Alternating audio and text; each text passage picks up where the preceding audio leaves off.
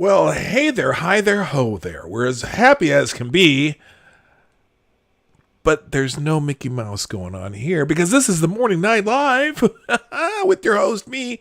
I was hoping to kind of have a theme today, have a plan, but there wasn't any really. Yeah, there's obviously we could talk about COVID-19 all day, but I'm tired of talking about it. It's just constant talking about COVID-19, and I just can't. So instead, I just got kind of a mishmash, odds and ends, all kinds of things. But we are going to talk about. We're going to start with the Attorney General today, and we'll get into that. He made some statements yesterday that might have disappointed some people, but we'll just have to deal with it, and we'll see how it goes. We'll just see how it goes, okay? But that's how it's going to be. So we'll talk about it in a minute, right after the intro, which I'm going to play right now. Bing! Ladies and gentlemen, coming to you live from the Lucky Dog studio in a hidden location somewhere in the upper Midwest of the United States of America, it's a brother making his own way, but with all the wrong opinions. Welcome to the Morning Night Live with your host, yours truly, PDawg Night.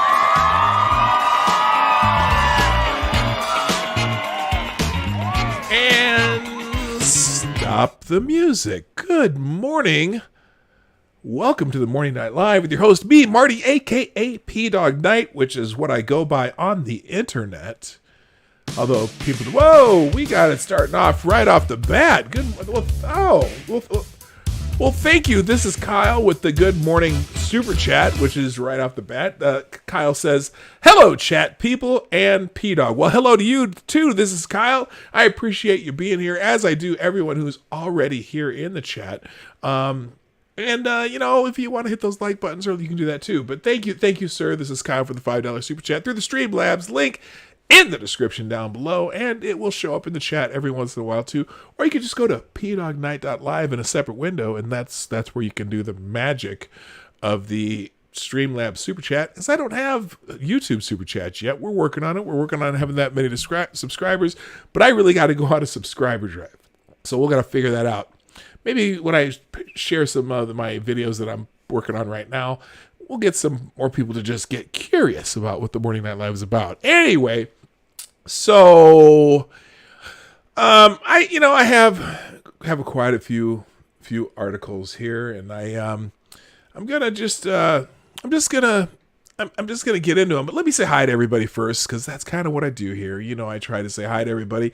Now, while it's not too unwieldy, there's going to be a point where I'm going to do this early in the show, and I may not be able to get to everybody, or I'll just miss people. But for now, I think it helps me personalize the beauty of the Morning Night Live by saying good morning to everybody, and that's what I'm going to do. So first person in the chat today was Chi-Town Jay, who gets the bell. Thank you, sir, for being here. Good morning. Also, good morning to Donatello Slapafellow. I still love that name. Also, good morning to Duck Dog, my favorite thumbs down person in the chat. My only thumbs down person in the chat. That's between me and Duck Dog. Don't anyone else try it. It might get hurt. Anyway, good morning also to Smarty Bear and No Room for Squares and Green Thunder to Mighty and Cynical Lindsay and Cairo Alexander. Plus, good morning to Stabbin' Joe Scarborough. Please don't hurt me. Also, good morning to Jay Wolf. Hey, Larry, and that's Hey Larry's name. Hey, Larry, good morning. Good morning. Tarai Deos, I've missed you. You're back. Oh, yes, a new opening. Well, kind of. I do have a somewhat new, well, how I start the show, I guess, is a little bit different. I got all kinds of new stuff that you haven't seen yet, Tarai, but I'm so happy to see you in the chat again. Good morning also to Advocatus Diaboli, the Devil's Advocate. Good morning, Jonas Pedersen. Also, who else? BG, good morning. No plan for today, so I see you do the ranting monkey method of streaming then. I don't know what that means. I'm not sure. The ranting monkey method of streaming. No, I have a regular time. Monday through Friday, 10 o'clock Eastern, 9 o'clock Central. Also, good morning, Black Hebrew Israelite. That's right. And also, Straight Sith Male, Richard Nietzsche. That's a name I haven't seen, but I see the big nose looking like that's a play on Richard Nixon, I see. But I hope if you're new, if you haven't subscribed, hit the subscribe button and ring that bell to make sure you get notifications. Also, good morning to Keenan, Jack Fernstrom. And that seems to be the end of the people in the chat. Also, if you're out there lurking, hey, lurk away. I'll try to be as entertaining if you can see me or not. It doesn't necessarily make the show any better. I do have my cup of reparations coffee on hand, and it is delicious. I have the Dunkin' Donuts hazelnut blend today because I ran out of the coffee I really like. But the Dunkin' Donuts hazelnut blend's really good too. Oh, good morning also to Sean DW. He says, hello, my fellow degenerates. There you go. All right, so let's get it started. So the big news yesterday in the world of American politics, at least some people think this is the big news of the day. Attorney General William Barr apparently made some major news on Obama. Gate. Okay, now for those of you who've been here, you know that means that the former president. Gate is the big buzzword of the last couple weeks. Thanks to President Trump tweeting out something regarding that. Anyway, the Attorney General made some big news on Gate, and you might want to have a seat and not drink anything while I'm talking about this, because you might, or at least don't have any projectiles near you. But again, well, I just take everything about this with a grain of salt. Anyway, the Attorney General. Okay, so wait, I'm going to read the article because it kind of captures the essence of what people are feeling. That sound you hear is the deep groan of disappointment by people who had hoped that Attorney General Bill Barr would investigate former President Obama for his part in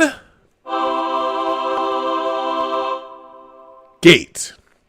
In just the past few days, it's been publicly disclosed that both Obama and Vice President Biden were in an Oval Office meeting in which the investigation into Trump National Security Advisor General Michael Flynn was discussed. It was also revealed that Biden personally unmasked Flynn's name to discover more information about Flynn.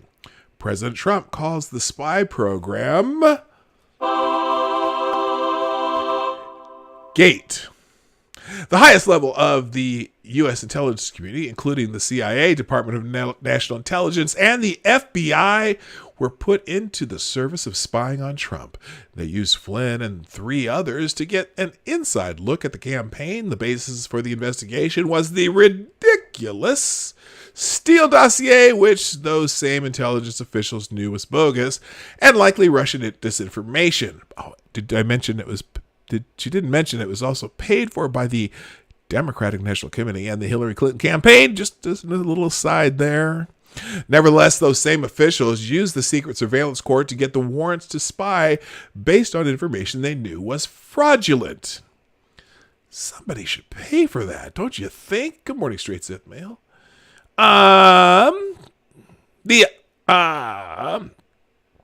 Barr called the Crossfire Hurricane investigation into the Trump campaign and presidency Gate a grave injustice unprecedented in American history. Good morning, Tyler F.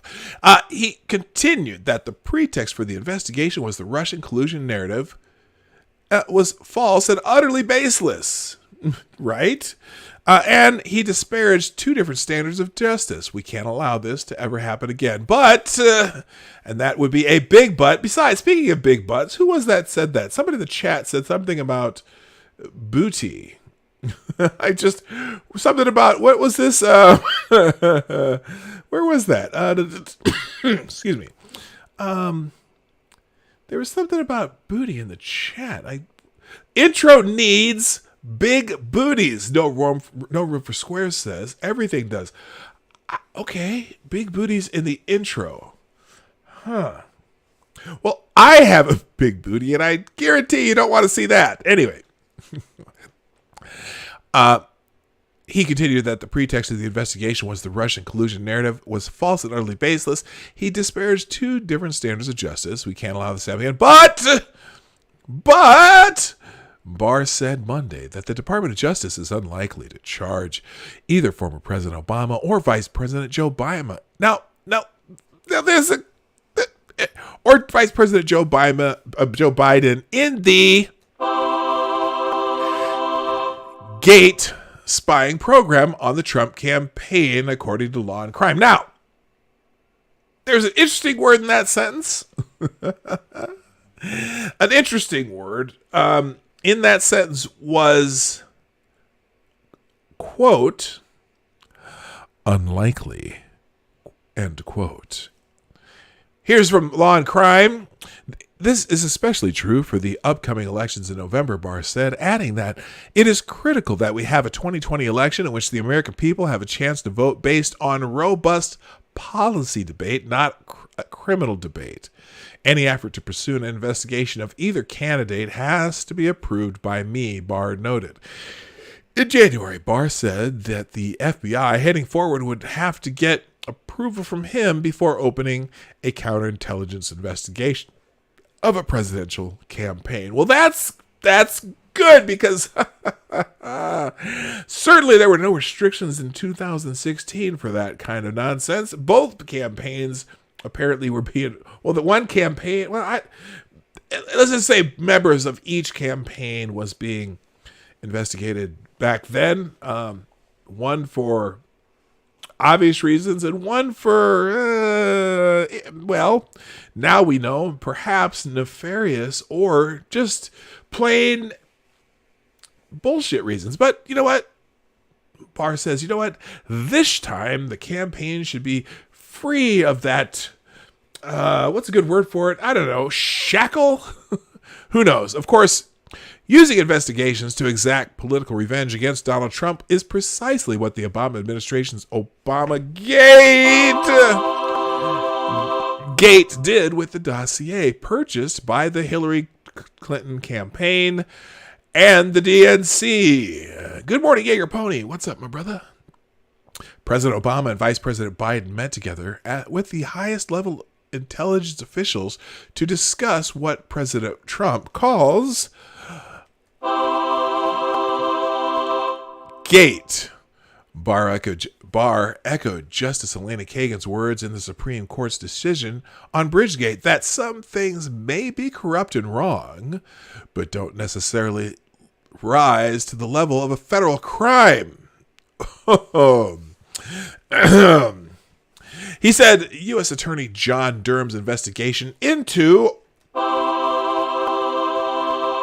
Gate, Trump Russia, and Spygate, which all refer to the same thing, is focused on others who have potentially committed a crime. Hey, now, I kind of like that sentence. I'm going to read that one again. I liked it so much. He said, Attorney John Durham's investigation into, I'll just say the word this time, Obamagate, Trump Russia, and Spygate, which refers to all the same thing, is focused on others who have potentially committed a crime. That means it is a criminal investigation. Quote, I have a general idea of how Mr. Durham's investigation is going. There's a difference between an abuse of power and a federal crime. Not every abuse of power, no matter how outrageous, is necessarily a federal crime. Now, as to President Obama and Vice President Biden, whatever their level of involvement based on the information I have today, I don't expect Mr. Durham's work will lead to a criminal investigation of either man. Our concern over potential criminality is focused on others. Makes me wonder a little bit what others he might be talking about. John Brennan, James Clapper, James Comey, Andrew McCabe, Peter Strzok, Lisa Page, What's that other guy's name? There's a couple other names. I just can't think of them off the top of my head.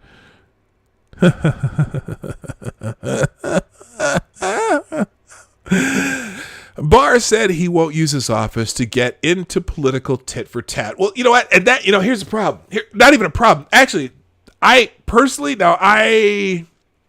we'll see where the John Durham investigation goes. There's probably several people that are going to be involved. I got to wonder, though, if some of those people start to, what are those famous words they love to use anytime someone on Trump's team or whatever began to be investigated? What was the words? They were called flip and sing. Flip and sing?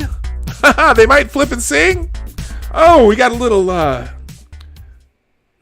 we have a super chat. Thank you to Rye. Quote, if they actually do something, it should be behind closed doors as to not allow the rest of the world to see this weakness. I'll wait till the music stops. Thanks to James Colley also. Let me finish Tarai Deo's super chat here. I'm going to start over. Tarai says, if they actually do something, it should be behind closed doors as to not allow the rest of the world to see this weakness. As nothing happened with Hillary and her emails, I'm not holding my breath. I agree. In fact, I got into an argument the other day because, not the other day, on Twitter yesterday with someone talking about that very topic, some Walter Schaub or something like that. Yeah, I started doing this list of all what he wants Trump to be, ripped to shreds for. And I thought, but the first thing on it was something about the former Secretary of State. And, the fact that the Secretary of State had her assistant transfer classified information to a laptop that was being used by a convicted sex offender to send us dick pics to underage girls.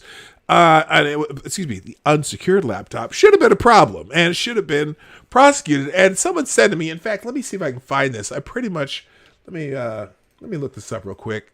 This is an aside again. Here's what he said to me. He said, you skipped the part about Trump's own DOJ clearing her in September 2019. Now, that so-called Trump's DOJ clearing her, no, they did not clear her of anything. In fact, they confirmed that she did have some problematic way of storing emails, or not emails. Nobody gives a shit about emails. Classified information. Now, they still declined to prosecute. Now, here's the thing, and it kind of goes along with this particular situation. Now, already the Democrats and the TDS crowd, because it's not just Democrats, are saying, oh yeah, Trump's going to use the Justice Department to exact revenge on the people he whatever. And I think the Justice Department in 2019, when they said, you know what, they're just not going to bother at this time prosecuting Hillary Clinton for that, I don't think they wanted to get mired down into that particular political mess, because I think they knew what was coming up that may have been more significant. Just like when they, there's a criminal referral for James Comey, right? And they came out and they said, they didn't exonerate James Comey. All they said is that we're not going to pursue this action at this time. Now, the problem is, one of their problems, I think Kyra's probably saying, I don't know, are giving a chance for our enemies to begin doing the right thing for this time when the lies leaves us open to being beaten. Oh, I see what you're saying. And they're running out of time. So, although we'll see, I'm not so. I'm not as concerned about Trump not getting reelected, although you never know. You're kind of rolling the dice, waiting this long. We'll see what John Durham comes up with. I think he's got a lot of people he's going to be, starting to prosecute. And the interesting thing is how loyal are those people, or how many of those people are going to testify under oath that some other shitty shit went down. But anyway, I feel your concern exactly, because I don't believe, it's funny. Lindsey Graham's finally going to start calling witnesses for the Senate, blah, blah, blah. And it's like the Republicans are just so afraid to just attack the issues that are clearly there.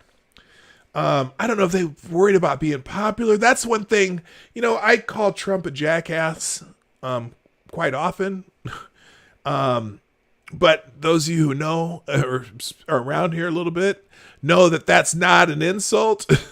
As in, he's kind of the jackass we need, who doesn't give a fuck and just goes off and does his thing. Now, I don't know if William Barr is that, or if he's, I don't know. Anyway, also, thank you, James Colley, for the $5 super chat. Good morning, PDawg.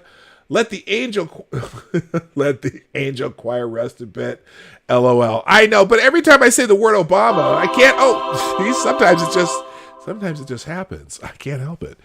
Anyway, all right. Let me get back into this. The Durham investigation is trying to get to the bottom of what happened, and it will determine whether there were any federal laws broken, and if there were, those who broke the laws will be held to account, Barr said. But this cannot be and will not be a tit-for-tat exercise. We're not going to lower our standards to achieve a particular result. Barr just signed off on dropping the case against General Flynn in the interest of justice as well.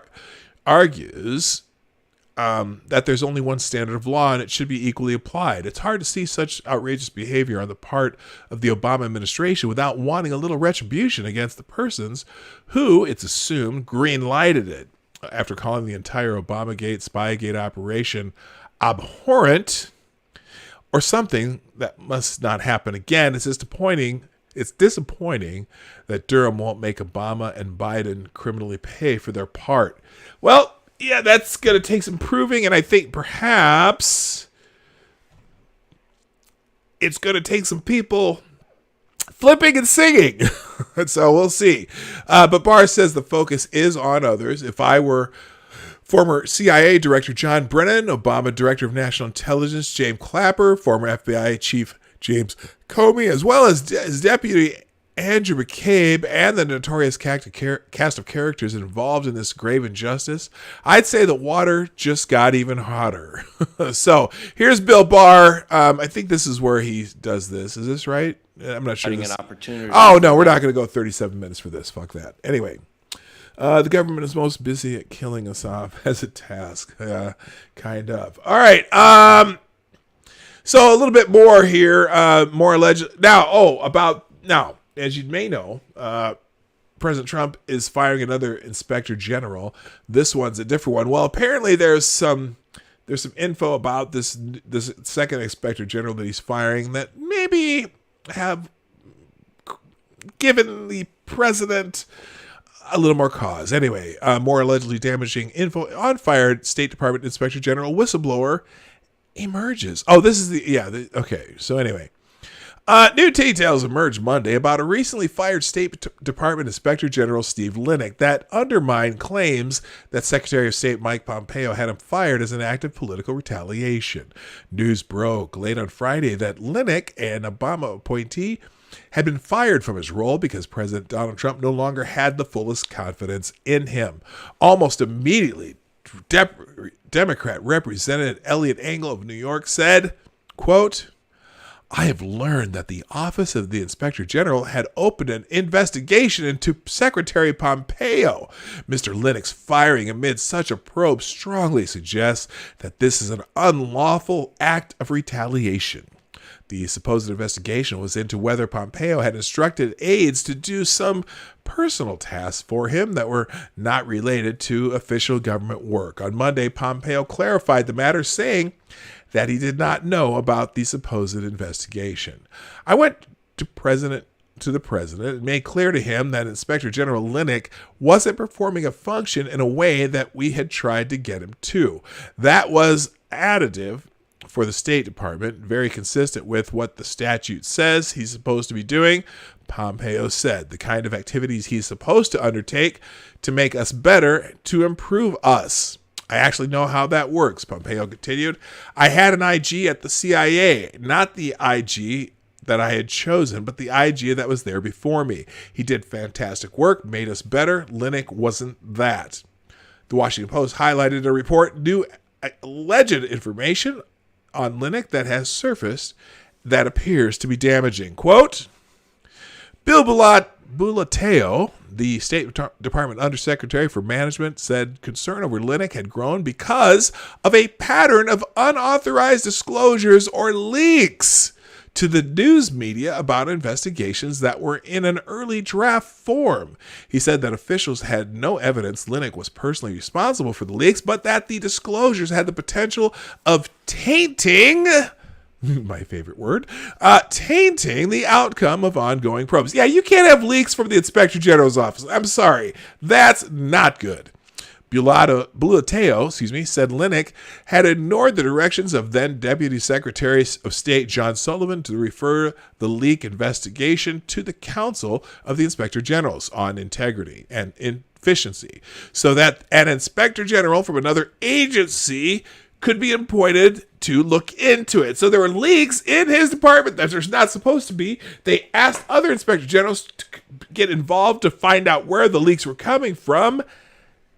And apparently, Linick ignored that request. Anyway, Bulateo said that the concern regarding the media leaks was raised last fall in a leak investigation, and that it certainly was a very strong finger pointing. There was a very strong finger pointing at IG Linick's way regarding the allegation that Linick was insubordinate and ignored orders to go through his official channels. Regarding the leak investigation, Bulateo said, quote, our understanding is he picked another Fed agency on his own to pick the person he wanted to grade his own homework, which sets up a whole apparent conflict of interest, end quote. So he was trying to pick his, it's like, okay, who do you want to grade your paper? Well, here, I'm going to hand it over to, I think my best friend would be a really good person to grade my paper, teacher.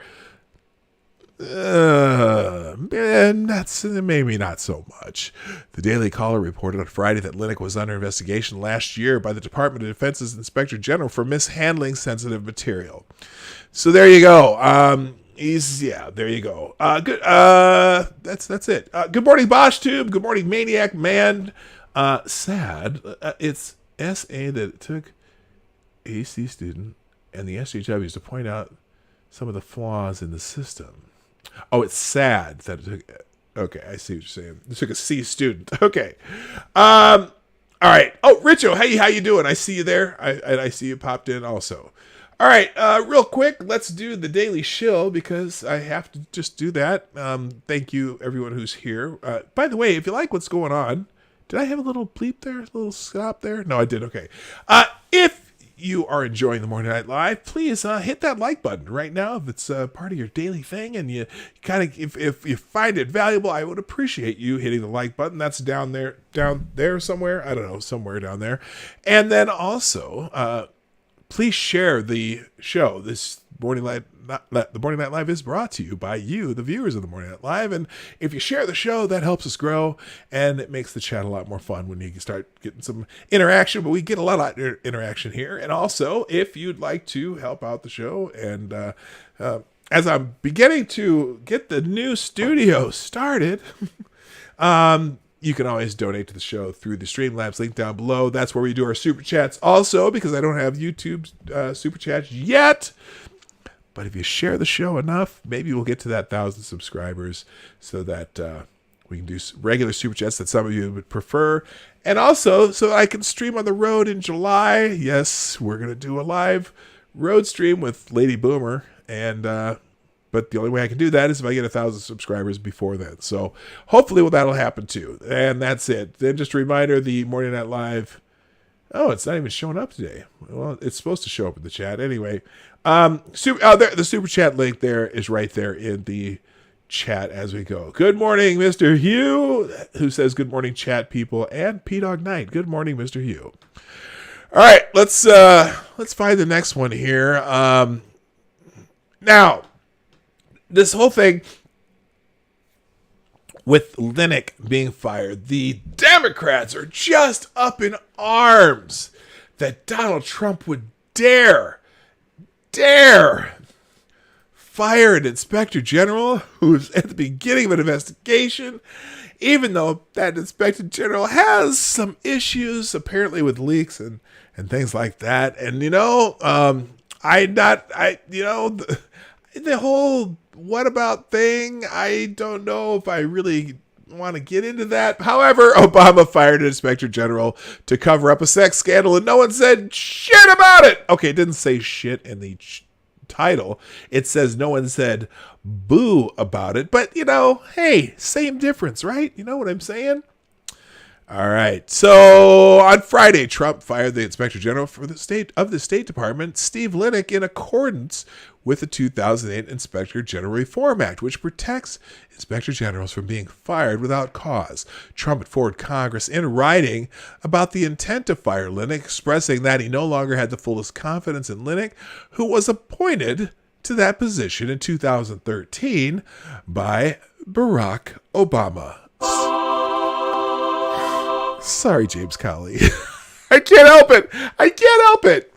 Anyway, Democrats naturally have come out of the woodwork to express their faux outrage and to launch an investigation into the firing over allegations that Trump acted to protect Mike Pompeo.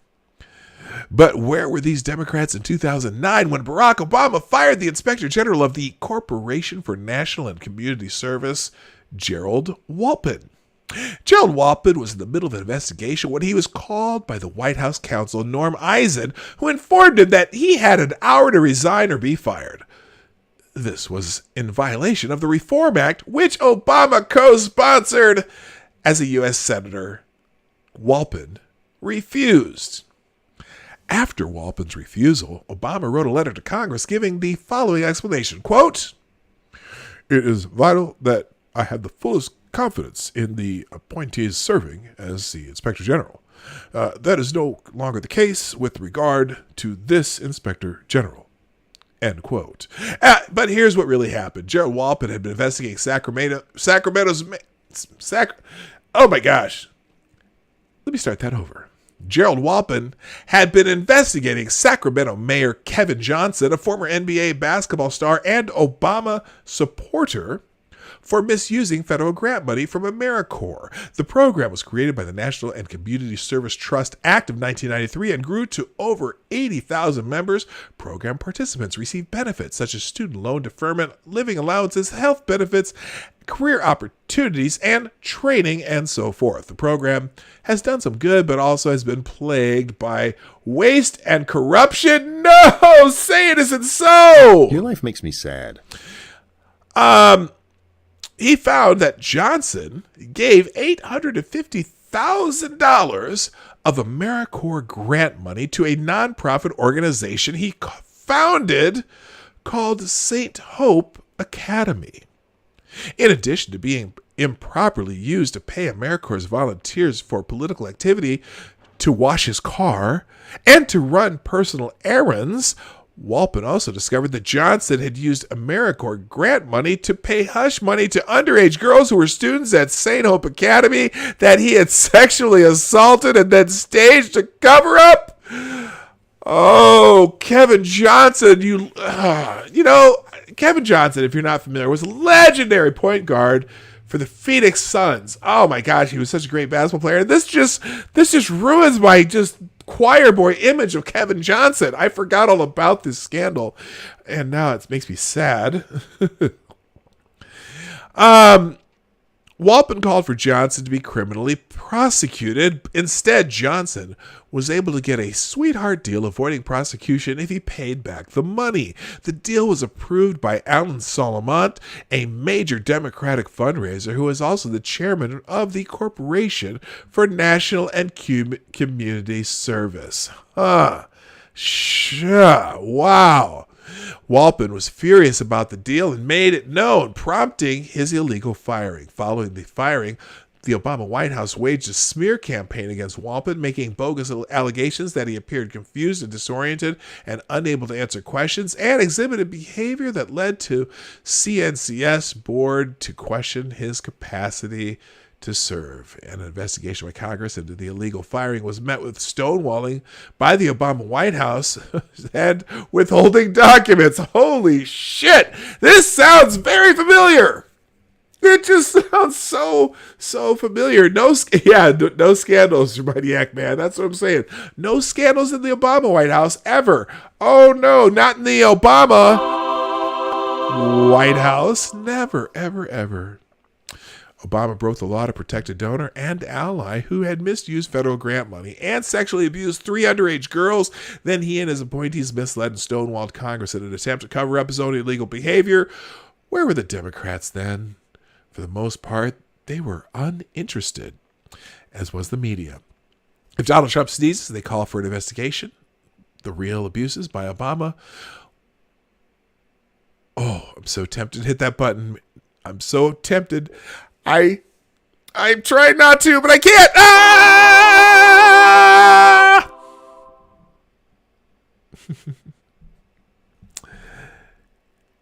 The real abuses by Obama were virtually ignored. It would be a lot easier to take the Democrats seriously if they had cared about Obama's corruption, even just a little bit, and they did not. So FTG. And it's not even FTG Thursday. I saw one in the chat, though, earlier. I think that was, Black Hebrew Israelites. That's right. Yeah, okay, that was you. Okay, good. Thank you for letting me know.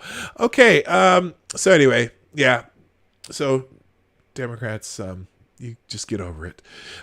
Speaking of Lindsey Graham, I talked about him a little earlier. Lindsey Graham sets vote to subpoena Comey, Brennan, and dozens more in oversight of Crossfire Hurricane. Oh, Lindsey Graham, are you stepping up finally? I don't know. Tarai, this probably, you and I probably have this in common. I don't necessarily have the greatest confidence in Lindsey Graham because he's so, I don't know, he's so, well, let me put it this way. He was so close with John McCain and just kind of, you just never know what's going through Lindsey Graham's head. Sometimes he's this attack dog, and sometimes he's just mush because he wants people to like him and shit. I don't think he's learned anything over the last 3 years about who cares if they like you. Just do what you're going to do and let the chips fall where they may. But, Lindsey Graham, they just, I don't know. Anyway, the Senate Judiciary Committee will vote on June 4th whether to authorize subpoenas for documents and testimony for more than 50 current or former government officials, including James Comey and John Brennan, as a part of the panel's investigation into abuse of the surveillance process during Crossfire Hurricane. The committee will debate and vote June 4th on whether to issue subpoenas, said Senator Lindsey Graham, chairman of the Judiciary Panel. Graham is seeking documents and testimony from 53 individuals in all. Committee rules require Graham, a Republican, to either obtain consent from the top Democrat on the committee or to obtain a majority vote in order to issue subpoenas. Well, that I can't remember who the top Democrat on that committee is, but they're not going to. They don't want anything to do with this. He's such a fig. Oh my gosh. Don't scream with the angels. Okay. And the media be like the 3 little problem simians. Okay. Graham is seeking documents and testimonies referenced in the Justice Department's Inspector General report on the FBI's Crossfire Hurricane probe. The FBI committed 17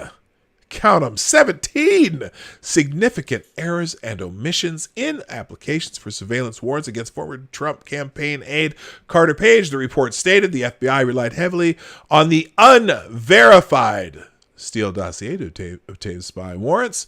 The FBI officials withheld information that undermined the credibility of the dossier, and its author, Christopher Steele, the IG report noted. Graham is, which, you know what? Now, here's the thing. Why the judge, who now knows all this information, hasn't hauled their asses right back into that panel or back into his court or whoever? In particular, like, who's left? Who signed it? Rod Rosenstein. His name is on some of those applications. Why isn't he hauling Rod Rosenstein's fat ass back in there? He's not fat. Rod Rosenstein's a skinny little dude. But anyway, why, I don't know why the judge doesn't pull him in there. But anyway, Graham included the following list of individuals he plans to subpoena. Shall we go through these? Trisha Anderson, Brian Auten, James Baker. I think James Baker will flip and sing. William Barr. That would be William Barr. Is that the Attorney General? Interesting. Dana Bente, Jennifer Boone. Oh, I see. Because so not all these witnesses are necessarily part of that process, but he wants to talk to William Barr. James Brennan, James Clapper, Kevin Kleinsmith from the Mueller Probe, Kevin Kleinsmith. Oh, James Comey, Patrick Conlon, Michael Dempsey, Stuart Evans, Tashina Guahar. I don't know how to say your last name. Carl Gaddis, Curtis Heidi, Kathy Kavalek, David Laughlin. Okay, you can read these names yourself. I'll just scroll slowly. I don't see Robert Mueller on this list yet. I think they need to talk to him too. Bruce and Nellie Orr's on here. Good. Lisa Page. John Podesta. Samantha Power, Bill Priestap. Let's see. Susan Rice, Rod Rosenstein. Yep. Some of these names. Glenn Simpson. He's the guy from Fusion GPS. Steve Sova, Peter Strzok, Michael Sussman, and Christopher Wray and Sally Yates. Anyway, Graham announced May 14th that he will be scheduling a vote on the subpoenas. He also said that he had plans to hold hearings about the revelations of the Obama administration officials making requests to unmask the identity of Michael Flynn in intelligence reports. Several of the officials that Graham listed made requests for the Flynn intelligence report. Many of the officials submitted the request while at the Treasury Department. Graham is also proposing a subpoena for Steve Ricchetti, who served as chief of staff to Joe Biden when he served as vice president.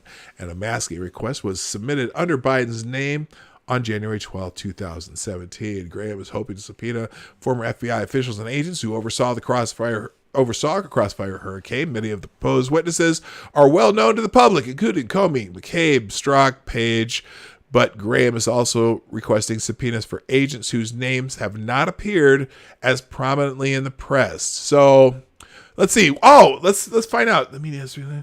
One of those is Stephen Soma, an FBI counterintelligence agent who has been identified as Case Agent 1 in the IG report. The report said that Soma was primarily responsible for some of the most significant errors during Crossfire Hurricane. Yeah, errors.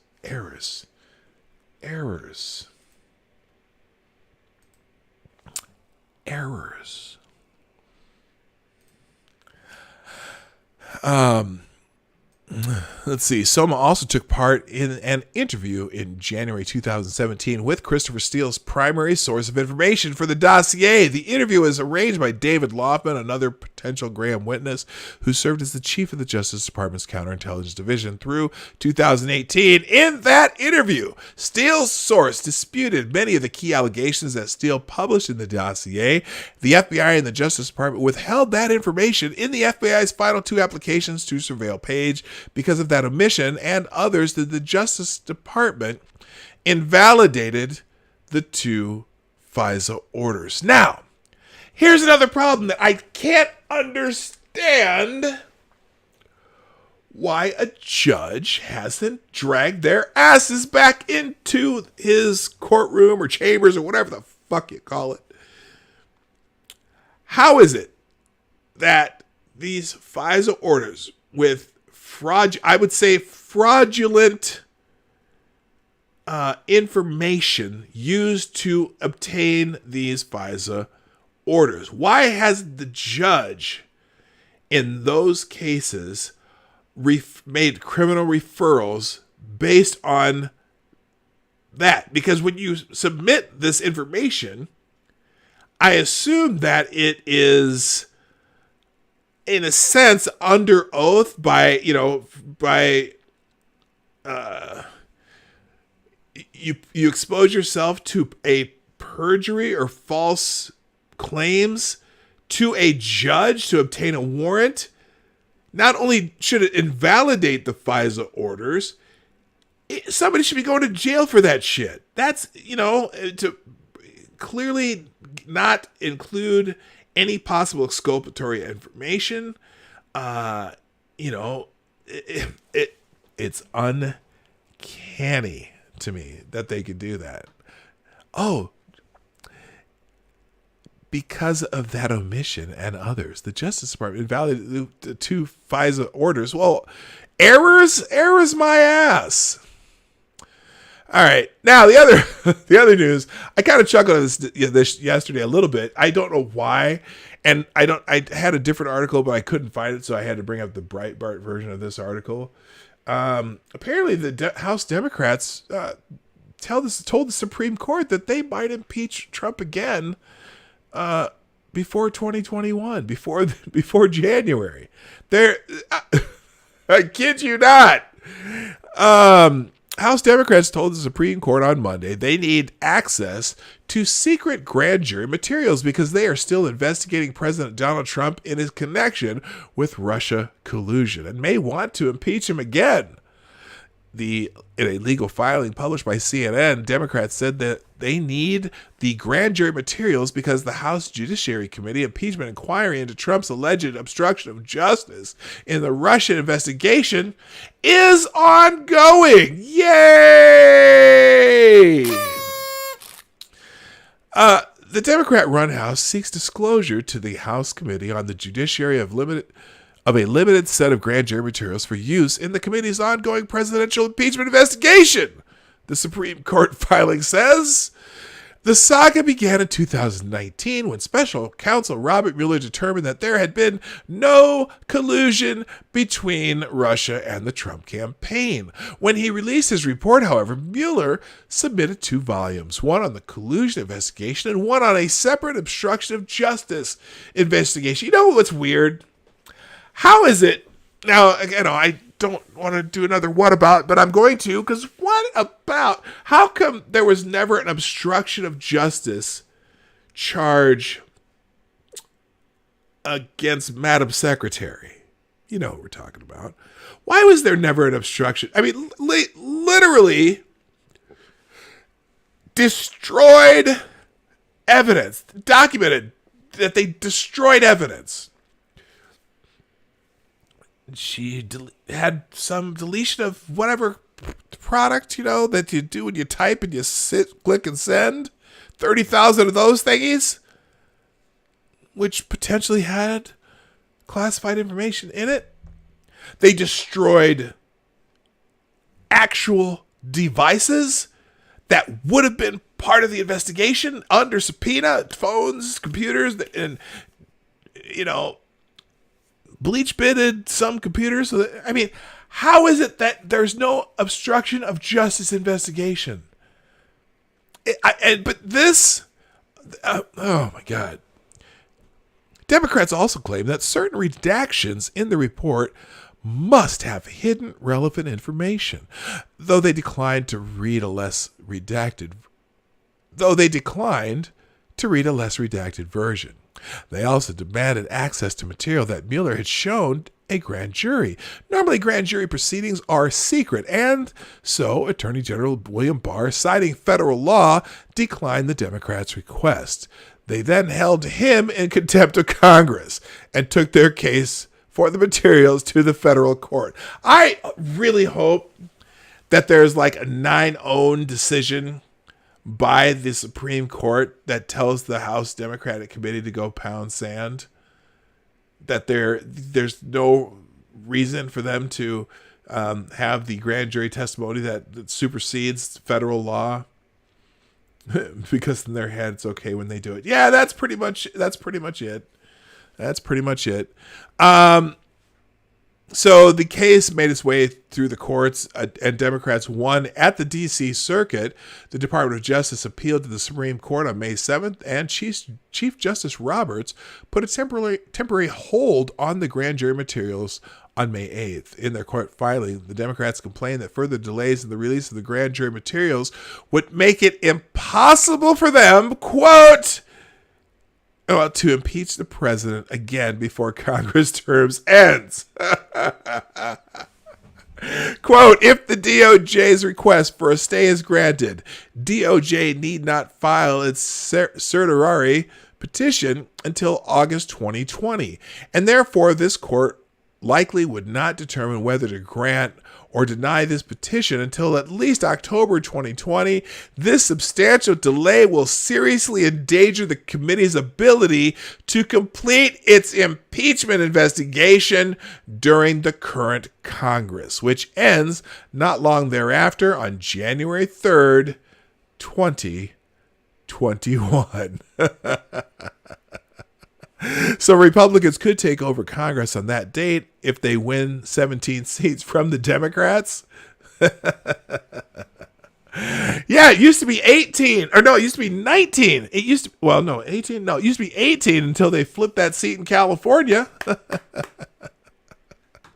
But can you, now I read this on a different, I read that on a different site, whatever. And I'm thinking, are they seriously still after this? They want this so bad. They can't get him on anything. It's just, holy shit. I don't know. It's just crazy. All right, moving on. Now, speaking of the Russia investigation, let's talk about a little. I just saw this article and I found it fascinating. I haven't even read it, but we're going to go on and take a look at it here because, when we talk about, well, we've actually talked about this before, about how many of these people, the Obama officials, and even Adam Schiff, who is full of Schiff, have said certain things in public, but when they got under oath, this is an article in the Daily Caller, Obama officials said on TV that Trump colluded with Russia. They said otherwise under oath. Newly declassified documents have shown that several Obama administration officials now say they saw no empirical evidence of Trump-Russia collusion, contradicting earlier statements they made on television. Chief among those Obama officials is former Director of National Intelligence James Clapper. He stated on CNN, where he is currently a paid pundit, which is hilarious. He stated on CNN, this is CNN, that President Donald Trump's campaign was aiding and abetting the Russian attempts to interfere with the 2016 U.S. election. When the anchor pressed him on the issue, he said he was using the term aiding and abetting colloquially. Newly released sworn testimony, however, shows that Clapper told Congress he, quote, never saw any direct empirical evidence, end quote, of collusion between the Trump campaign and Russia. Quote, that's not to say that there weren't concerns about the evidence. We were seeing anecdotal evidence, Clapper continued in the transcript, but I do not recall any instance when I had direct evidence of the content of these meetings. It was just the frequency and prevalence that was of concern. Oh, what do you mean? No evidence. When a Republican congressman asked whether it was reasonable to assume meetings implied collusion, Clapper deflected.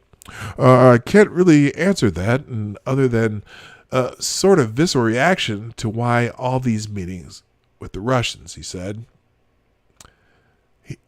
He acknowledged, according to National Review, that it was not abnormal for incoming administrations to meet with foreign representatives before assuming office, but said, quote, I think there's a line between that and violating the principle that in this country we traditionally have one president and one administration at a time, end quote. Well, However, the incoming administration absolutely has a reason to,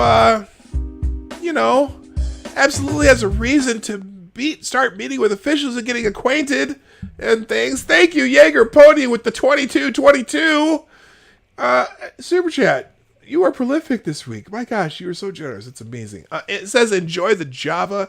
Yeah, I did. I'm buying new coffee tomorrow or next time I go to the store because I'm running out of the what I got here. This is the Dunkin' Donuts hazelnut and flavored coffees. It's good. It's nice coffee, but I kind of just like a mid, kind of in between medium dark roast. But thank you so much, Jaeger Pony. Thank you. Very kind of you. And we got by the way, did you see that? Did y'all see that? That was the first shake weight what do you call them?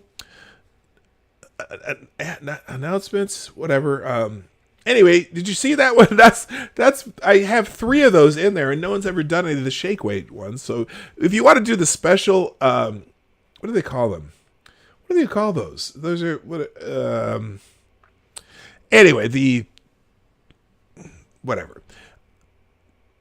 little things that pop up when you do super chats. If you want to do a special one, there is a list when you go into the super chat section there. Thank you again, Jaeger Pony. You're the best. Let's see. So anyway, let's see. The lack of empirical evidence wasn't enough to stop the Trump-Russia collusion from being far worse than Watergate in Clapper's mind. However, I have to say, though, that I think if you compare the two, Watergate pales, really, in my view, compared to what we're confronting now. He said in 2017, despite they had no evidence. Sorry, I didn't mean to yell. And if you're wearing headphones, I'm sorry. Clapper wasn't the only one alone in testifying to the lack of evidence of collusion. House members asked former U.S. Ambassador to the UN, Samantha Powers, whether she had seen any evidence herself. Quote, I'm not in possession of anything. I'm not in possession and didn't read or absorb information that came from out of the intelligence community, she said, according to Fox News. Obama National Security Advisor Susan Rice told the same story. Quote, to the best of my recollection, there wasn't anything smoking, but there were some things that gave me pause, she said. And I don't recall intelligence that I would consider evidence to that effect that I saw. Conspiracy prior to my departure. So, yeah, none of them had evidence. Old man yells at the cloud. Stop calling me old man.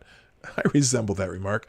Democratic California Representative Adam Schiff also said in March 2019 that there was, quote, direct evidence, end quote, of collusion between the Trump campaign and Russia. Quote, I think there is direct evidence in the emails from the Russians through their intermediary offering dirt on Hillary Clinton as part of what is described in the writing as the Russian government effort to help elect Donald Trump, end quote. Schiff told... Whoops, I hit snooze. Schiff told CBS in March 2019. Schiff at the time was relying on the very testimony from Clapper, Powers, Rice, and others, which indicated direct empirical evidence of collusion had yet to be discovered. Republicans have said they will bring Clapper and other Obama-era officials to testify before the Senate regarding the new revelations, but no official dates have been announced. But they're going to vote on that on June 4th, according to the last article we read with Lindsey Graham. Good morning, John Connor. I'm glad to see you here. Please be careful and take care of yourself. Don't get killed by the Terminator. All right. Better old man than a dead man. Hell yeah, I tell you there. Okay, peace. 40 people, only 24 interactions, 23 likes, and a duck dog hit the like button. If you haven't already, please. Hey, I like that idea. And also, good morning to Wikipedia Snippet. A person needs to be at least 60 before they can be called old. Well, I'm not 60 yet, bitches. Okay, you're not bitches. That's okay. Especially not Lindsay. Lindsay always tweets out my show. I really appreciate Lindsay. I appreciate all of you. If you're here, I appreciate you. Just for real. What did I do there? Okay, that was a mistake. Okay, hello. There I am again. Okay, let's see. I have 2 more articles. Well, I have 3. I'm not going to read this one. I'm going to put this one in the chat. This is an article from Front Page called Acts of Treason, the crime that dare not speak its name. Let's just tell you how it starts. This is a quote from Trump. This was all Obama. This was all Biden. These people were corrupt. The whole thing was corrupt, and we caught them. We caught them. And that's a quote from Donald Trump. And if you want to read an article in that vein, right-click the one I just put in the chat. All right, but I'm going to skip it here today. And then I have two more that I want to hit before we get into trends. Now, we talked about this earlier, too, and I thought perhaps I was doing a great job of finding this information, and now there's an article about it. So this is, I feel perhaps vindicated. This is called Why Judge Sullivan Can't Legally Punish Michael Flynn for Perjury. Now, actually, my find was why he could not reject the Justice Department's withdrawal of charges of Michael Flynn. But anyway, suddenly developments in the criminal case of Lieutenant General Michael Flynn exploded onto the national scene in the past 2 weeks. First, the government moved to dismiss the case, a one-count plea for allegedly making false statements to the FBI. Then, the trial judge, Emmett Sullivan, issued an order permitting people and groups claiming to have an interest in the matter to file briefs about whether he should grant the government's motion. Further, Sullivan appointed a retired federal judge, John Gleeson, as an act of amicus curiae, a friend of the court, to present opposing arguments to the government's motion. Now, this is nuts. First of all, if you're not familiar with Judge John Gleeson, you might not. They might even have it in this article. Judge John Gleeson wrote op-eds about why Flynn should be in jail. And it's pretty amazing. Anyway, much has been and will be written about these developments, but somewhat lost in the uproar they've caused is the second portion of the order appointing Gleeson, which directs him to advise Sullivan on whether he should issue a show cause order to Flynn for criminal contempt for perjury. Now I think that's nuts because, you're allowed to withdraw a plea and you can't argue against that. But anyway, I can save Gleeson the trouble. The controlling legal authority from the Supreme Court holds that contempt power cannot be used to punish people for making statements, even under oath, that the judge deems false. Why did Flynn plead guilty? When Flynn pled guilty, and again, when he was originally scheduled to be sentenced by Sullivan, he acknowledged under oath he was guilty of making false statements to the FBI agents who questioned him about his telephone conversation with the Russian ambassador. He made these statements, however, while he was represented by counsel who had an apparent conflict of interest and before the government disclosed that the FBI lacked a legitimate reason to question him about the telephone call in the first place. The first place is my aside. More recently, good morning, Sheograph. More recently, after Flynn obtained new counsel, he moved to withdraw his guilty plea and submitted a declaration stating that he was innocent of the crime. The potential discrepancy between that declaration and his earlier statements appears to be the basis for Sullivan's flagging the perjury issue. Flynn may well have legitimate defenses to any charge for perjury that might be brought against him, such as reliance on conflicted counsel and ignorance of the defect in the FBI's interview with him, which render any statements he made legally immaterial. Of course, of more interest is whether Sullivan has a legal basis to explore these issues in a contempt proceeding. Well, first of all, Sullivan lacks authority to charge Flynn with perjury. A court issues a show cause order for contempt as a prelude to possibly punishing a person for alleged misconduct. It describes the misconduct and requires the person to defend against that allegation. It is similar to an indictment except the court rather than the prosecutor initiates it. The person receiving a show cause order must appear and defend the accusation, but has certain due process rights, such as the right to notice, the right to counsel, and the right to present a defense. Sullivan has not yet issued a show cause order to Flynn, but he has directed Gleason to advise him as to whether he should do so. The answer is absolutely not, because Sullivan lacks authority to sanction Flynn for perjury. Under the separation of powers established by the Constitution, criminal charges are brought by the executive branch and adjudicated by the judiciary. Thus, any actual prosecution of Flynn under federal statutes for perjury would have to be brought by the Department of Justice. The judge cannot bring charges against a defendant. Only the prosecutor can bring the charges, and then the judge is there to adjudicate. Courts are, however, permitted to initiate prosecutions for criminal contempt of court. Contempt is behavior that disobeys, offends, or disrespects a court's authority or dignity. It can occur directly in court or indirectly when it happens outside the judge's presence. Judges have the authority to summarily punish contempt committed in their presence in certain instances. The Federal Criminal Code specifically recognizes a court's contempt authority. Section 401 of the Federal Criminal Code provides that a federal court can punish contempt of its authority consisting of misbehavior in its presence that obstructs the administration of justice, which that would be easily appealed if he tried to do that. Rule 42 of the Federal Rules of Criminal Procedure governs contempt proceedings. It provides that generally a person charged with contempt shall be given notice of the charge, a prosecutor shall be appointed, and a trial shall occur to adjudicate the charge. If the potential punishment exceeds 180 days, the defendant also has a right to a jury trial. Precedent cuts against seeking contempt proceedings, but the Supreme Court decided 100 years ago in a case called Ex parte Hudgings that perjury does not constitute contempt of court under Section 401. In that case, a judge held a witness in criminal contempt for giving what, in the judge's view, was perjured testimony. The Supreme Court held that to convict the witness of contempt for alleged perjury, there must be added to the essential elements of perjury to further element of obstruction to the court in the performance of its duty.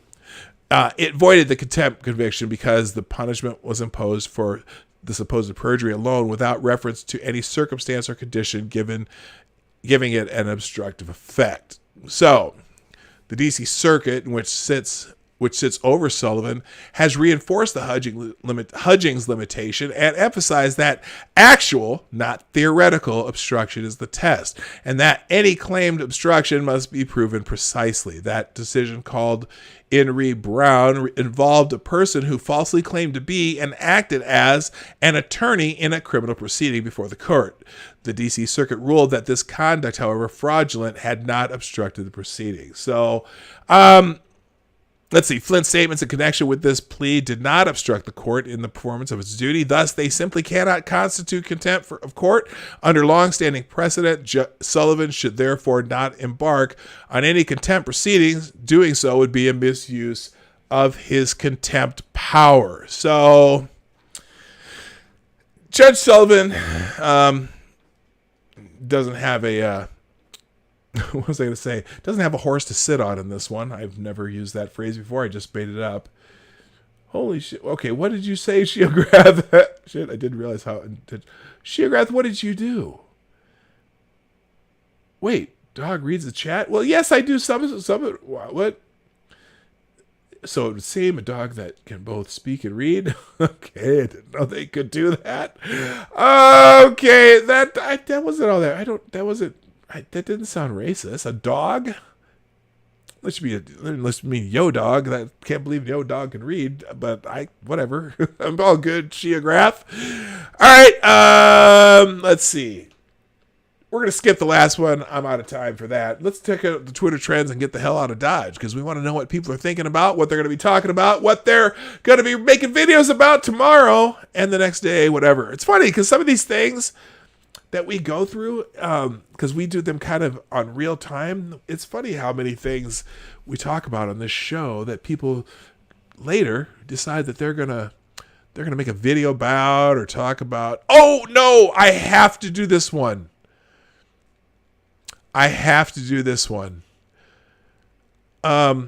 Well, Democratic congressman admits to decade-long affair with former intern. Oh no. Now I don't. Okay, this is just some salacious shit. But hey, once in a while we got to do that.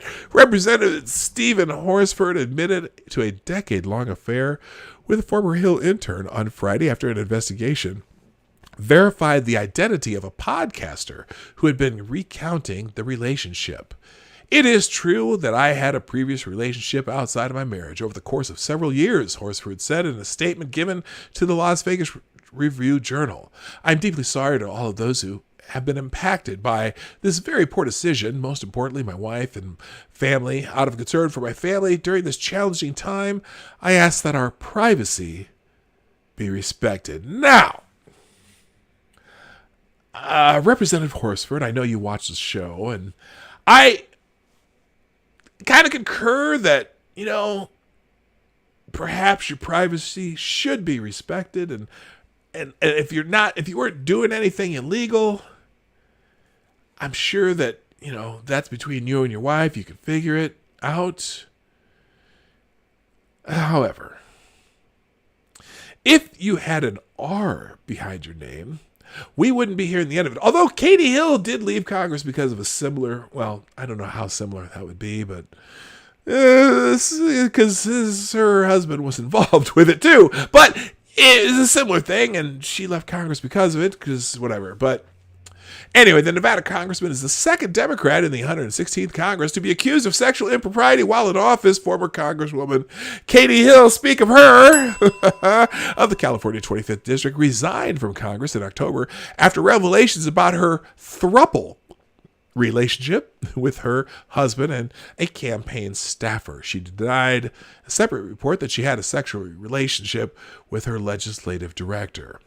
Mistress for Congress, the self-described audio memoir podcast that detailed Horsford's affair with its host, aired in April. It referred to Horsford as Bob for its first two episodes.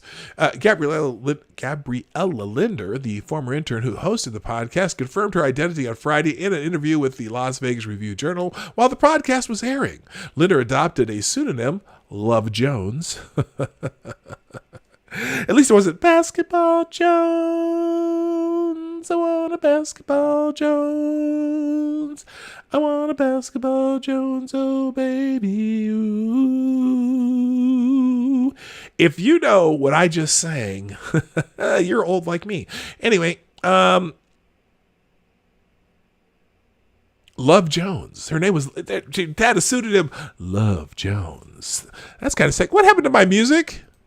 What the hell happened to my music? Oh, did I never even turn it on? I can't believe I didn't have the music on.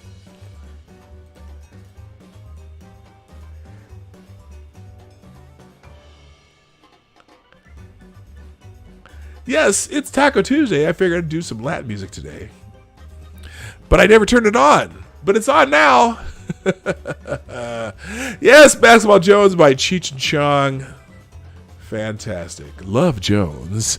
Love Jones. I should have put on some sexy music for this. Anyway, and ran an accompanying Twitter account. The Review-Journal has contacted Linder after investigating Love Jones. Oh, thank you, King Slayer Damocles.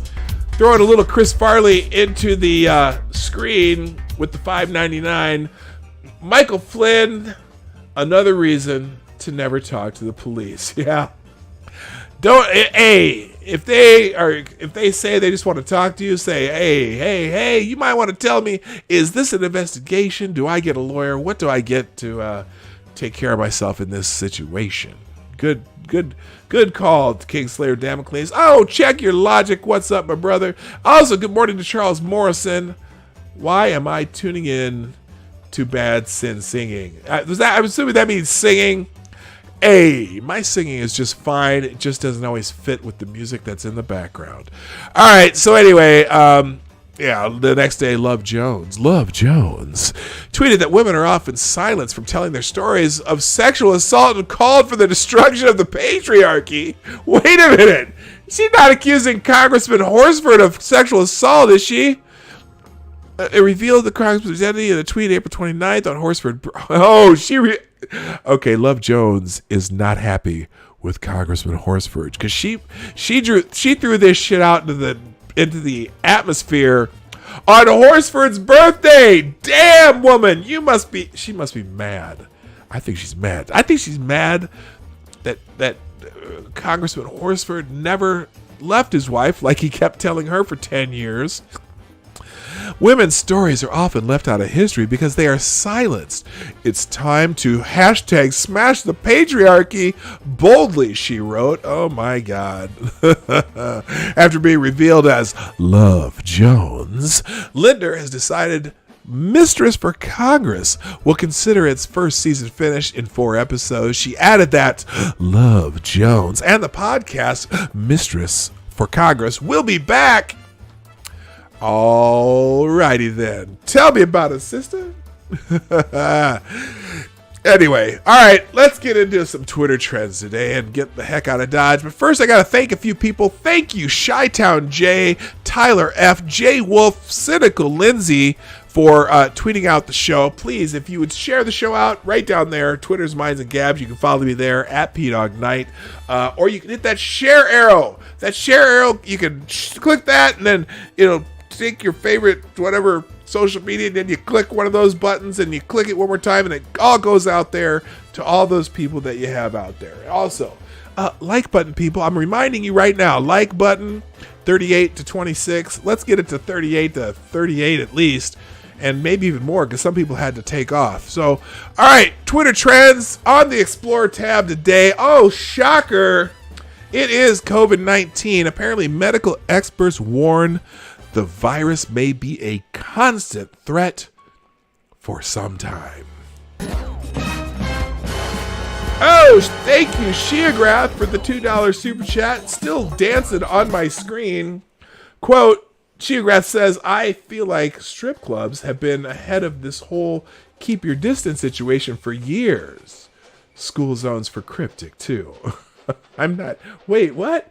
Strip clubs have been ahead of this whole keep your distance situation for years, okay, and school zones for cryptic too. Okay, it took me a second. Is cryptic here? I haven't seen cryptic today, but hey, thank you, Sheograph. All right, the COVID-19 update. Let's see. Medical expert Dr. David Nabarro, the WHO special envoy, warned that COVID-19 may be a constant threat as research into a potential new vaccine continues. His words echo what the deputy chief medical officers in England and Ireland have also been saying. Read this and more. Let's see. No new reported cases in New Zealand for 2 days, although New Zealand's kind of in this crazy lockdown. And they in New Zealand, they just passed that people, any officers of the law, so to speak, can come into your house without a warrant now. Like, if they think that you or possibly have COVID-19, that they can just step on in. Like, I'm like, oh, I thought New Zealand was like a laid back, be cool place, but damn, they've been freaking out ever since that terrible incident a little over a year ago. And they've become more of a, I'm not going to say a police state, but yeah, they're a police state. Anyway, let's see. By the numbers, let's see. European Solidarity Cup to raise money for healthcare resources. Okay, whatever. Oh, fact check misinformation. Okay, let's scroll down here. Let's see. This is the WHO special envoy. Let's listen to him for 1 minute or so. We've been saying that this virus is here to stay for some time because we just don't want anybody to believe that a vaccine is just around the corner and it's going to be possible for everybody in the world to be vaccinated within a matter of months. Yeah, no. So the virus will be a constant threat to us. But we've got other viruses that are around and that are constant threats, and we've learned to live with them. For example, HIV that causes AIDS. It'll mean changing our behavior. It'll mean respecting physical distance as much as possible. It may well mean wearing face protection all the time, especially when on public transport. No. Stop saying that, please. Not all the time. The funniest thing that I keep seeing, and I see it almost every day because I drive a lot just over the lunch hour. Every day I see someone driving alone in their car wearing a mask. Now, I'm not a mask shamer type. I generally don't wear a mask unless I'm around, unless I know I'm going to be around people who are in that category of fragility that could be damaged, like my mother-in-law. I will always wear a mask around my mother-in-law right now, just to make her feel more comfortable and whatnot. And plus she lives in not necessarily a retirement home, but she lives in a retirement apartment community, over 55 community, and so I will wear a mask if I go see her. But like I seeing someone driving down the street alone in their car with a mask on, I'm like, who you think who are you protecting and who are you catching this from? I don't know. And also I wonder, the other thing about the masks, I always wonder, these people who are really, really down with the mask thing and wear them all the time and always dumb people, how many masks do they own? Do they have one mask? And how often do they wash that mask? I wonder how many people just wear the same mask over and over and over. Well, if you really think you're coming into contact with people who have this and you only have one mask, you might want to wash that mask a lot. And also you probably, anyway, you know what I'm saying. Anyway, do I really want to read any of this crap? Oh, let's see. Trudeau confirms Canada-US border closure will be extended until June 21st. Ooh, I hope that's done before July, because I want to go to see the waterfalls at Thunder Bay in July. That's what we're going to do. We had to cancel our family reunion in upstate New York, and what Lady Boomer and I were going to do is we're going to go to the family reunion for a weekend and then spend the rest of the 2 weeks driving around New England, because I've never been to Maine, New Hampshire, Vermont, and Massachusetts. Those are the 4 states in the Northeast I haven't been to yet. So that's what we're going to do. We're going to travel around the Northeast and, travel up to Maine, visit a friend who lives up there, eat some lobster and shit. The things you do. Go down to Boston, eat some chowder. But that trip is canceled. So instead, we're going to go do a waterfall tour on the North Shore of Lake Superior from between Duluth and Thunder Bay. And there's this huge waterfalls in Thunder Bay that are really cool. Hopefully that I'll be able to go into Canada by then. Who knows? Anyway, I got the passport. I'm going. We'll figure it out. Anyway, Italy reports fewer than 100 new deaths for the first time since March. Fantastic. Cases in the Africa region surpass 85,000. Now, to put that in perspective, they say the Africa region. Africa is a continent. It's not a region. And on the entire continent, there's only 85,000 cases. Cases, not deaths, cases. Remember what we've been talking about? We keep talking about the climate issue, or how where it's spreading the most, right? 85,000 cases in the entire continent of Africa, which tells you that there may be some validity to that. There's also, other than Brazil and southern Chile, there's not a ton of cases in South America either. Although, Brazil has 220 million people, so there's going to be more cases there just by numbers. But, and actually they've creeped up on the cases per million list, although they're still not in the top 25. But anyway, all the top 25, all the top countries on that list are in that same climate zone that we've shown you over and over and over. Anyway, South Korea study shows that patients testing positive after recovery aren't infectious. That's the one thing that people have been wondering about. Now, it's one study. There's going to be more. But the fact that this study shows that patients testing positive after recovery are not infectious, that's pretty big news too. And then President Trump says he's been taking hydroxychloroquine despite FDA warnings against it. Well, that's between him and his doctor, right? Hydroxychloroquine has been around for 70 years. To be fair, PDawg, how much testing are they doing in South America and Africa? Cases aren't going to show if you're not testing more people. Good point. That is a good point. And also you don't know how many people have been dying in Africa from it, but still, I don't think there's as many cases. At least all the hot spots are all in that same temperature zone. Sheargrass says Maine, New Hampshire, Rhode Island, and myself. The states you haven't been to? Yeah, those 4 states are my 4 in the Northeast. Believe it or not, I've been in every southern state except Florida, which every time my family goes to Florida, there's a reason I can't go. Because I know my wife and kids have been to Florida like 6-7 times since we've been married, and I've still never been to Florida. That's the weirdest thing. And then I had never been to the state of Washington. So I got those 4 states in the Northeast: Florida, Washington, Hawaii, Alaska. And those are the last states I have to get to before I've been to all 50 states. Anyway, let's see. And then finally, okay, we got that. We'll finish that. We got that news. So now let's go to the regular trending tab and see what's happening in the world. Now, this is weird. T-Mobile Tuesday is trending number 1, 28,500 tweets. So they must be having a special for tweeting this out, because usually the ones that are commercial trending, it has to be because they're having some kind of promotion. So there is a contest. Okay, so I would FaceTime the love of my life. Let's see.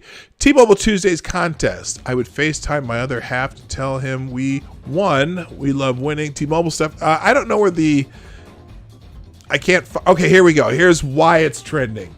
Who is the first person you'd FaceTime if you won the new iPhone SE? Reply here with hashtag T-Mobile Tuesdays and contest to be entered for a chance, and hashtag contest to be entered for a chance to win. So lots of people are telling us who they would FaceTime with for the first time.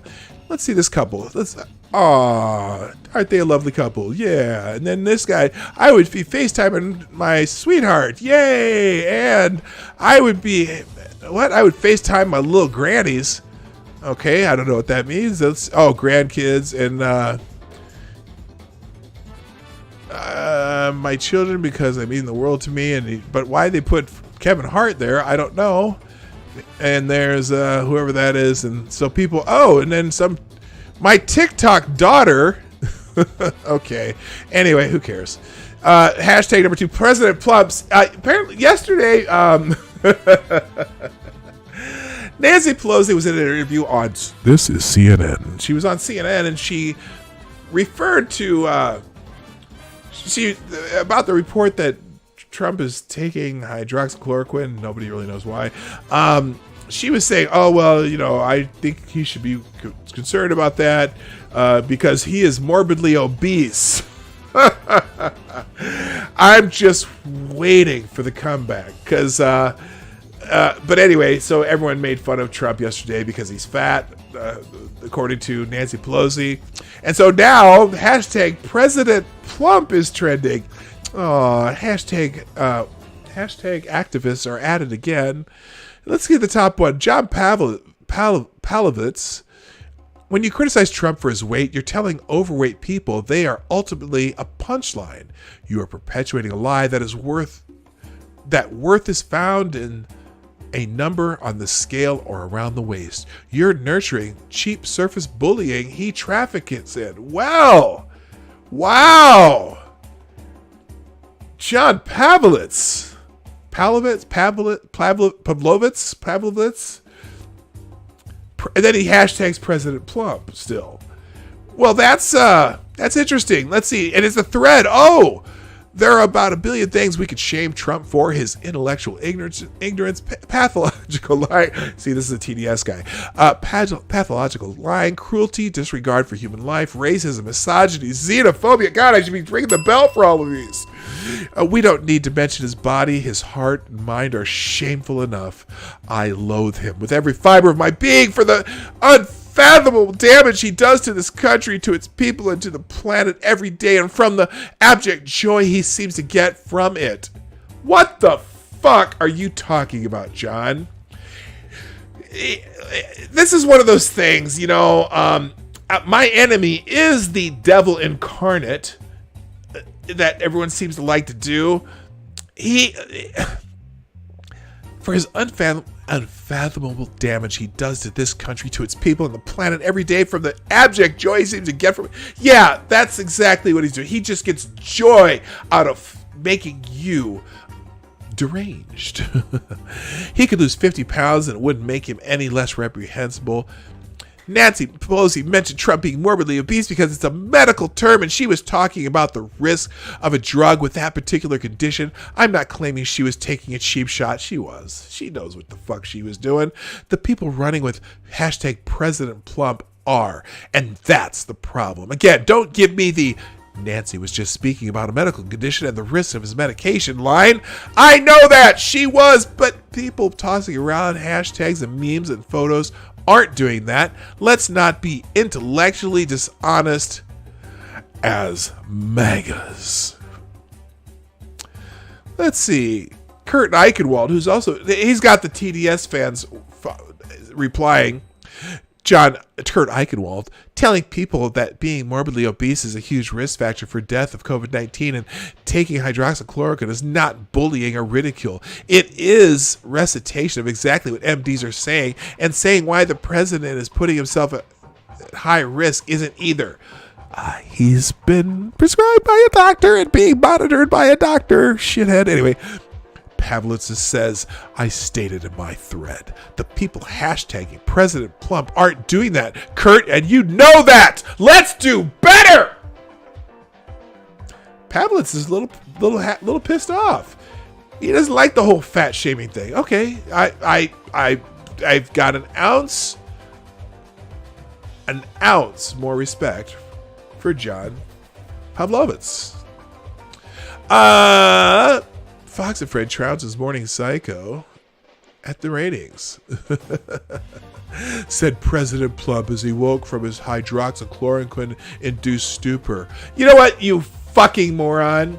Hydroxychloroquine doesn't put you into a stupor at all. Not even a little bit. Not even a tiny bit. In fact, unless you have an adverse reaction to hydroxychloroquine, which I have taken myself because I did it before I took a trip to Africa so that I would not get malaria. It doesn't do anything to you physically, although it can make you a little more sensitive to sunlight temporarily, and it also can cause slightly cloudy vision. But other than that, it doesn't ever cause any kind of stupor, you asshat. It's not a narcotic. Dipshit. Anyway, would he address the ballooning death toll or stage a 10-tweet rant about cable news programs he hates? He grabbed for his morning bowl of Cheez Whiz and a comfort donut and composed the next tweet. Oh, are you fat shaming the president? Damn, Biden is in his basement and beating President Plump. Okay, let me just tell you right now. In the aggregate, Trump is Biden is ahead generally, but this is an outlier poll. In the swing states, President Trump leads still, which means electoral college wise, if election were held today based on those aggregate polls, Trump would win again. But hey, we never know, because who knows what he might do that's stupid, or Joe might do that's stupid, or anybody might do that's stupid. You just never know. But remember, Hillary Clinton was way ahead this time. The last election. So, good luck with that. I don't know. Moving on. All right, enough with President Plump.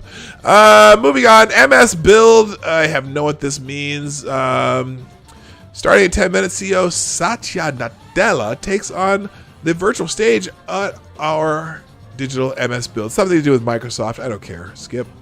Trending number 3, Tuesday Vibes. Skip. Trending number 4, Ravi Zacharias.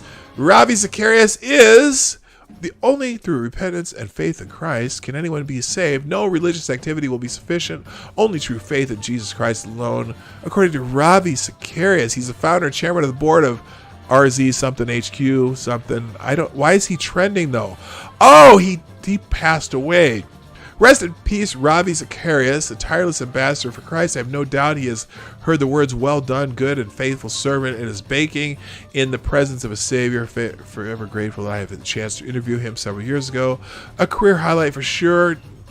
It's the Now with Jesus Christian. Oh my God. Now with Jesus Christian apologist. Ravi Zacharias dies at 74. That's an interesting way for the Christian Post to announce it. Apparently, I don't know any. Okay, that's what they call him, a world-renowned Christian apologist. Why do they call him that? That's a weird way to state it. Let me check this article real quick. I got some time. World Christian apologist. Does anyone know what that means? World-renowned Christian apologist Ravi Zacharias passed away at his home in Atlanta on May 19th from a rare form of cancer in his spine. Zacharias announced earlier this year that he was suffering from severe pain in his spine and would undergo surgery. Malignant tumor of the sacrum called the sarcoma was discovered in March. He battled the disease to help others. Okay.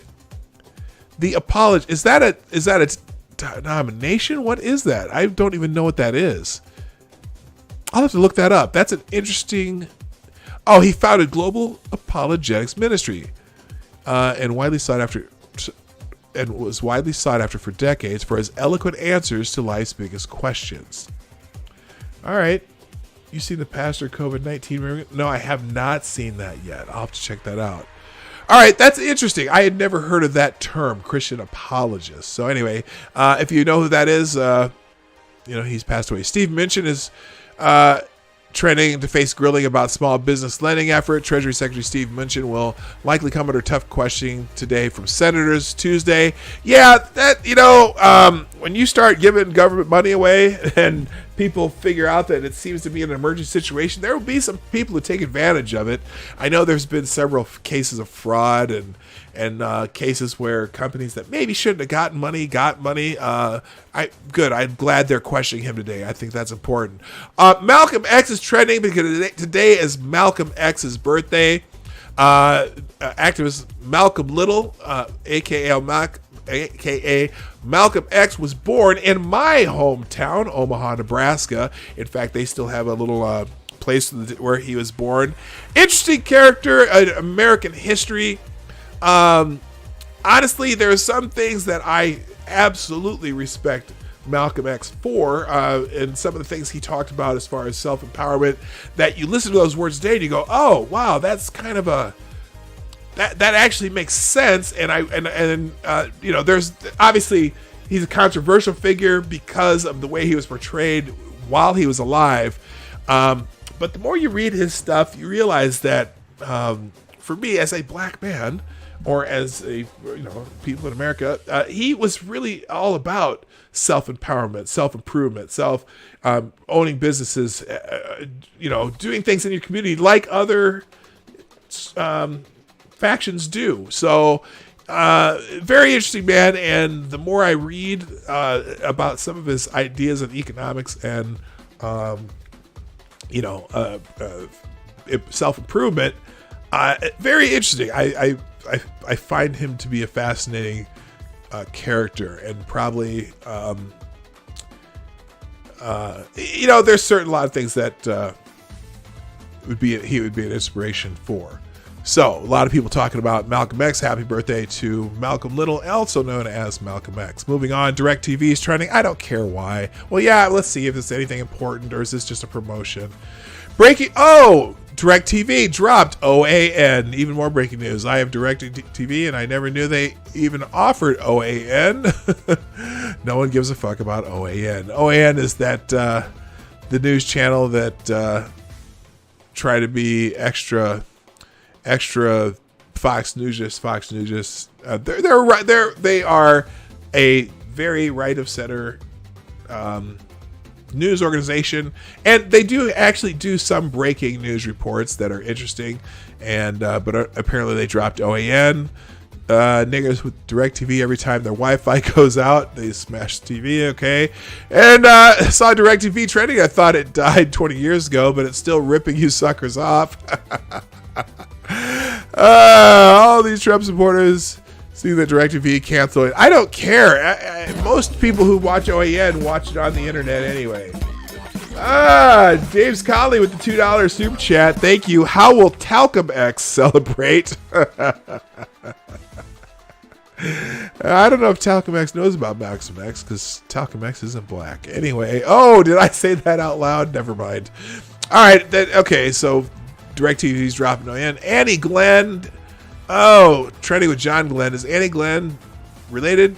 Annie Glenn, the widow of astronaut and U.S. Senator John Glenn and a communication disorder advocate, has died at age 100. Wow, of COVID-19 complications. That's sad. Well, rest in peace to Annie Glenn. She was 100 years old. Holy shit. Moving on, James Dimon, COVID-19, a wake-up call to build a fair society, says James Dimon. Oh, here we go. Here we go. Here, the reason to bring in communism. Look, your taste of communism is the solution they've been trying to use for COVID-19, where the government can tell you where to go and what to do and what you can buy and what to say. I don't think so. Anyway, I don't know what James Ramon's opinion is on that, but I'm not going to take the time to read it right now. Jojo Siwa, don't know who that is. Let's see. Jojo Siwa's contract ends soon, and she finally loosening up. Can I get behind it? I don't know who Jojo Siwa is. Either die young or live long enough to see Jojo Siwa become a TikTok lesbian. What? Why am I not? Okay, I have no idea. And I'm not really caring, but apparently 98 Yankees is trending because Good Tuesday, get your basic needs. Amazon eats okay, this is just, that's a hashtag ho, but with no ho. They used all these little hashtag things just to get up there. Okay, here you go. What's her name? Here's our hashtag ho of the day. There she is. Yeah, cute young girl, whatever. But she used the hashtag trick to get herself up on top of this. Get your basic needs at Amazon. Oh, she promoted her Amazon affiliate link. Oh, you hashtag ho, or what we also call as a Twitter trend thought. Is Eddie Haskell trending? Oh, yeah. What's his name? Osmond. The guy who played Eddie Haskell passed away. Rest in peace to Eddie Haskell. Can't remember his actual name. 98 Yankees, no doubt. Okay, these are people just...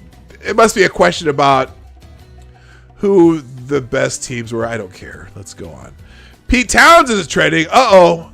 Wait, oh, Florida's COVID-19. How did I skip? T-Son? T-Son.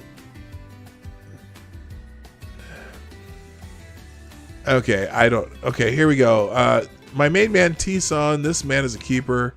Costco. Kevin and Karen get a shopping cart taken away at Costco. Here's... I'll just put you on my 3,000 follower Instagram feed. Mostly local. Hi, everyone. I work for Costco, and I'm asking this member to put on a mask because that is our company policy. So either wear the mask... And I'm not doing it because I woke up in a free country. Have a great day. So you're going to take this cart from me. Sir, have a great Full day. of stuff. You are no longer welcome here. Okay. In our house. You need to leave. Thank you very Here, much. you put it on. I'll give you my card. He's going to take the card away because he's a pussy little bitch. There he is, walking away with all my stuff. Yeah, There Costco has a policy that you have to... Ken 'Cause I'm not a Osmond, fucking that's his sheep. name, yes.